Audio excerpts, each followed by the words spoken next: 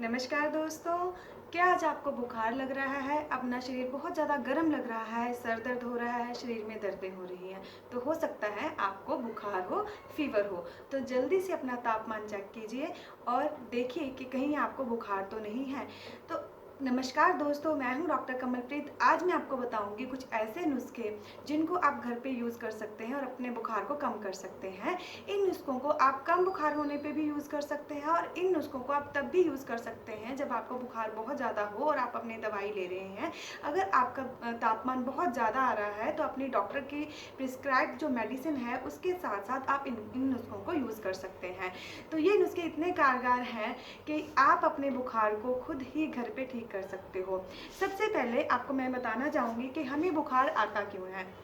बुखार हमें तब आता है जब हमारी बॉडी में सर्कुलेटरी सिस्टम में टॉक्सिन्स आ जाते हैं। ज़रूरी नहीं है कि बुखार हमेशा इन्फेक्शन में ही आए। कई बार जब हमारी बॉडी में टॉक्सिन्स इकट्ठे हो जाते हैं उसकी वजह से भी हमें बुखार आना शुरू हो जाता है और जब ये टॉक्सिन्स हमारी बॉडी से बाहर निकल जाते हैं तो तब ये बुखार अपने आप ठीक हो जाता है। सबसे पहले जो अगर आपको बुखार आ रहा है, आपने करना क्या है, आपने उस दिन फास्ट रखना है, आपने कुछ भी खाना नहीं है।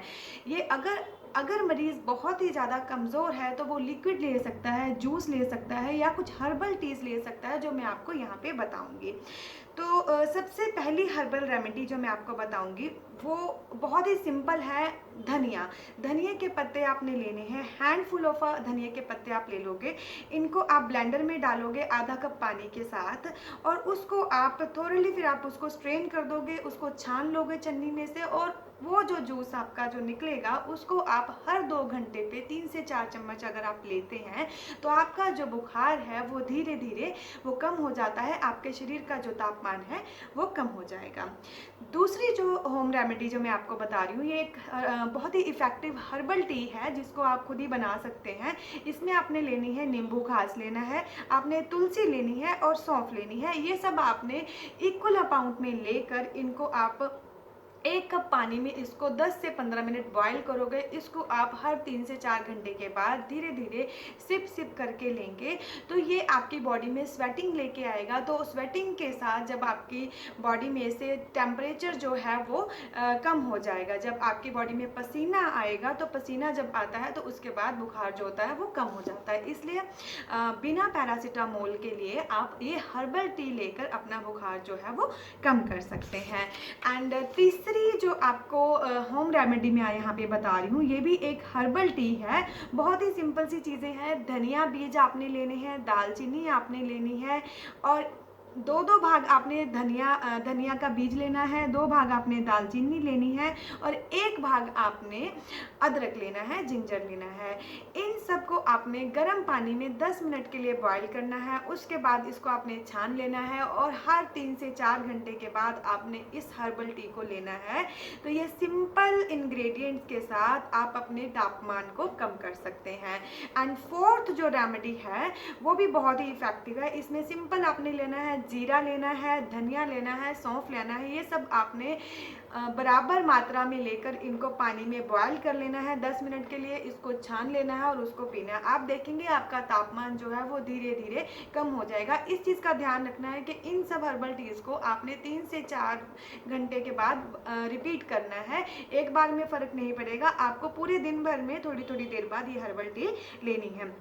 तो आप देखेंगे आप बिना पैरासीटामोल के भी अपने तापमान को कम कर सकते हैं। आपको पता है कि पैरासीटामोल के बहुत सारे साइड इफ़ेक्ट्स होते हैं। ये हमारे लिवर को फेल कर सकता है और इसके अदर और भी बहुत सारे हमारे अल्सर्स क्रिएट कर सकता है हमारे स्टमक में।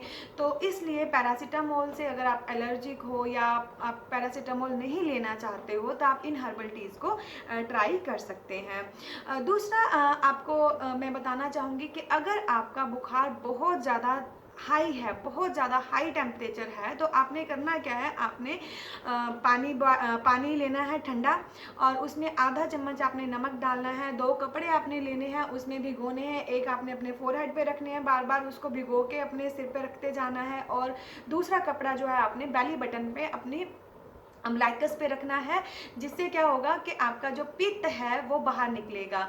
जो अम्लाइकस है वो पित्त की स्टेट होती है और बुखार में हमारा पित्त ही बढ़ जाता है।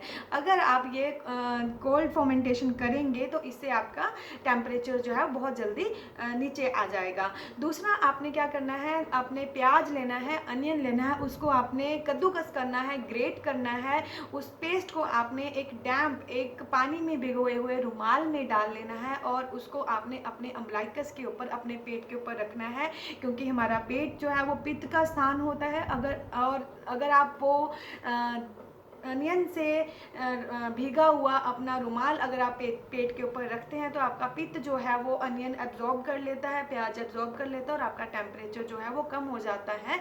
और अगर आप किसी को बुखार आने पे दौरे भी आने शुरू हो जाते हैं तो अनियन का ये जो आपको मैंने नुस्खा बताया है ये दौरों को भी कम करता है और आपके बुखार को भी कम करेगा। एंड इसमें आपने एक चीज़ और ध्यान में रखनी है कि जब आपको बुखार हो तो आपने क्या नहीं लेना है। जब आपको बुखार हो तो आपने कुछ भी ठंडी चीज़ नहीं लेनी है। आप ये जो हर्बल टीज़ मैंने आपको बताई हैं इनको आप ले सकते हो और ये आपकी डाइजेस्टिव फायर को तेज करेंगी, आपके मेटाबॉलिक सिस्टम को, आपकी पेट की अग्नि को तेज करेंगी और आपके अंदर जो आम जमा हो गया है, टॉक्सिन जमा हो गए हैं, उनको बाहर निकालेगी और जिससे कि आपका बुखार जो है वो ठीक हो जाता है। और दूसरा आपने ध्यान रखना है कि जब भी आपको बुखार हो आपको एक्सरसाइज नहीं करनी है, आपने अपनी बॉडी को रेस्ट देनी है, आराम करें, क्योंकि आपकी बॉडी ऑलरेडी उसमें बहुत सारी प्रॉब्लम्स आती है हमें फीवर की वजह से। हमारे जो रस धातु है वो ऑलरेडी हमारा क्षीण हो रखा होता है, तो इसलिए इस टाइम पे आपको एक्सरसाइज नहीं करनी होती है। और अगर किसी को बहुत पुराना बुखार रहता हो तो वो ये सिंपल सी हर्बल टी बना सकता है।